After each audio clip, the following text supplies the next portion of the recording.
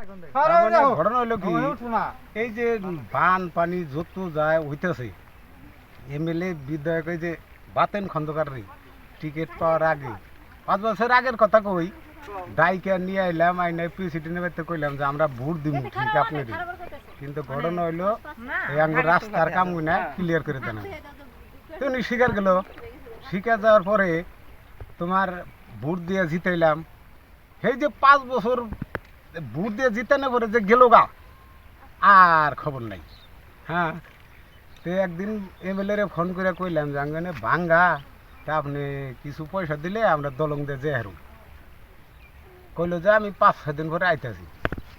সেই মানুষটার আজ পর্যন্ত আয়া দেখলো না। তো ওইরকম যদি এই যে বর্তমান এমএলএ বানাইছি, এমএলএ আইসাল, তো কই কই এন্ডে রাস্তাঘাট দিকে দিকে গেল, যদি সেই বাতেনের নাগালি হয়, তাহলে কাছার ওইটি দুর্গতি তিরবি থাকবো, বুঝাও। এই তিরম ঘটনা, এটাই আর নতুন বিধায়ক বাতেনের মতো জানি না হয়। এই যে আঙ্গে নুরুল এমএলএ বানাইছি, এই এমএলএ জানি বাতেনের মতো না হয়, রাস্তাঘাট কিনা এই যে ভাঙুনি কিনা জানি একটু দেখে কামটা জানি করে। এইখানে আর কি আমি অনুরোধ করছি এমএলএর কাছে। কাছারবিটি বাৰিষা অহাই নাই, যিদৰে আমাৰ গৰাখহনীয়া হৈ আছে, এইদৰে যদি আৰু 1 সপ্তাহমান চলি থাকে, আমাৰ এই কাছাৰীবিটি গাঁও পঞ্চায়তৰ 3য় খণ্ডটো আমাৰ কাছাৰীবিটি গাঁও পঞ্চায়তৰ মানচিত্ৰৰ পৰা একেবাৰে নাইকিয়া হৈ যাব, যিদৰে তীব্ৰতৰভাৱে ভাঙি আছে। আৰু এই গৰাখহনীয়াত আমি আমাৰ বিধায়ক মহোদয়ক কিছুদিনমান আগত আমি মাতি আনিছিলোঁ। আমাৰ বিধায়ক মহোদয়ে এই গৰাখহনীয়া পৰিদৰ্শন কৰিছে যদিও আমি এতিয়াও কামৰ তেনেকুৱা সঁহাৰি পোৱা নাই। গতিকে আমি আমাৰ নৱনিৰ্বাচিত বিধায়ক মহোদয়ক আমি অনুৰোধ জনাম যে আমাৰ এই কাছাৰবিটি গাঁওখন যাতে আই নদীৰ গৰাখহনীয়াৰ পৰা ৰক্ষা কৰে, তাৰ বাবে যাতে ৱাটাৰ ৰিচাৰ্চৰ কৰ্তৃপক্ষসকলক বিনম্ৰভাৱে অনুৰোধ জনাই আমাৰ এই কাছাৰবিটি গাঁও পঞ্চায়তৰ 3য় খণ্ডৰ গৰাখহনীয়া যাতে প্ৰতিৰোধৰ ব্যৱস্থা কৰে, তাৰ বাবে আমি আমাৰ বিধায়ক মহোদয়ক অনুৰোধ জনাম।